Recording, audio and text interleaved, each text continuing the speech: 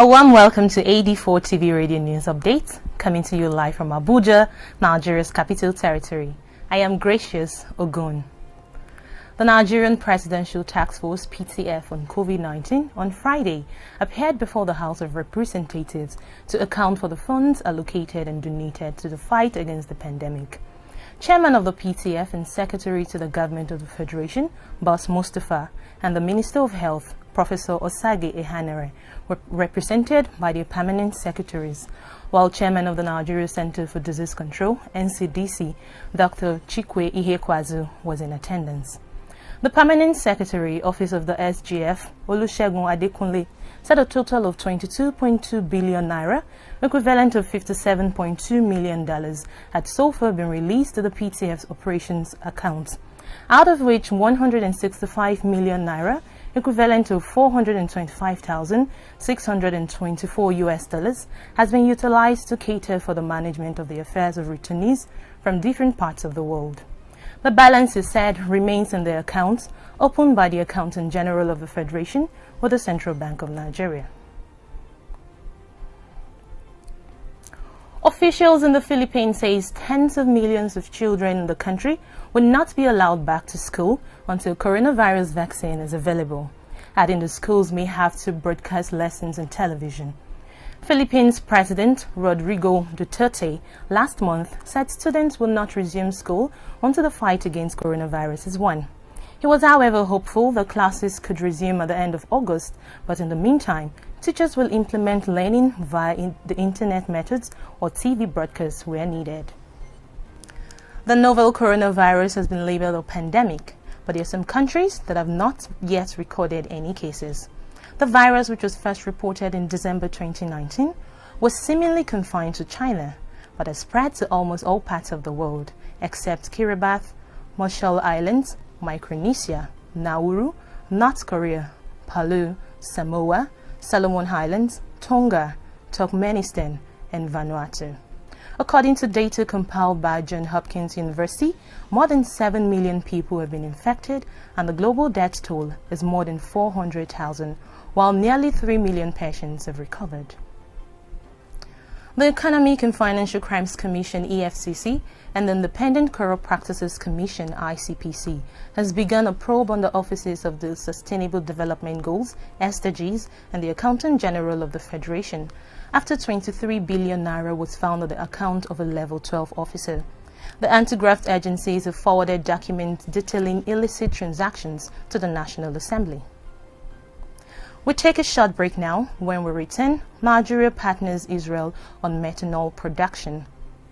As the world faces the challenge of the coronavirus pandemic and governments around the world are racing against time, AD4 TV Radio thanks you all for doing your part to stop the spread of the disease.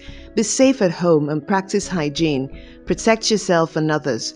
Do not panic. Do not self-medicate.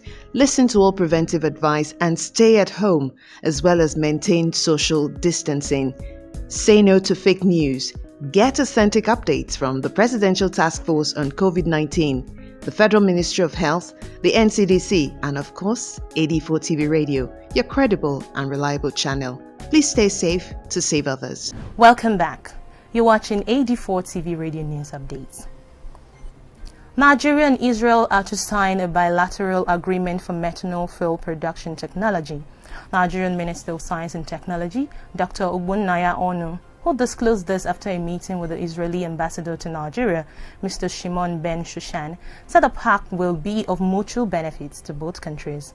Onu added that Nigeria is determined to explore and develop the methanol chemical fuel technology because it holds the key to the economic diversification of the country, while the Israeli ambassador said Israel is willing to share its expertise in methanol fuel technology with Nigeria. The Tanzanian President, John Magufuli, while speaking to worshippers at a church in Dodoma on Sunday, declared the country COVID-19 free, thanking citizens for their prayers. The government has stopped publishing data on the number of coronavirus cases in the country. The last COVID-19 data released in the country on April 29 recorded 509 cases, 183 recoveries, and 21 deaths. The World Health Organization has, however, expressed concern on how the government is handling the virus.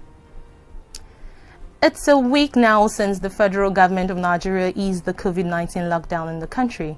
Businesses are getting back in Abuja and other parts of the country, even though confirmed cases have risen above 12,000.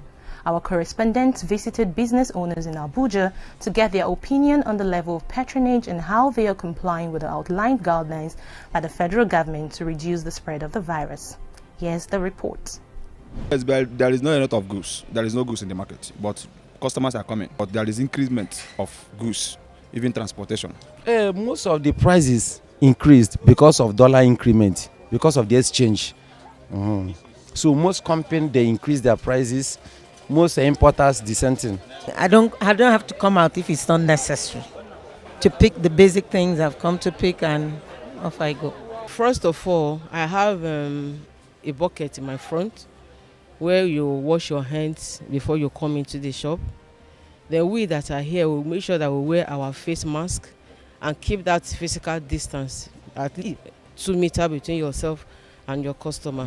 And that's it on AD4 TV Radio News Updates, coming to you live from Abuja, Nigeria's capital. You can join the conversation on our website at www.ad4tvradio.com. Please follow us on our social media platforms at AD4 TV Radio on Facebook, Twitter, LinkedIn, and Instagram. Please subscribe to our YouTube channel at AD4 TV Radio. Many thanks for watching. I am Gracious Ogon.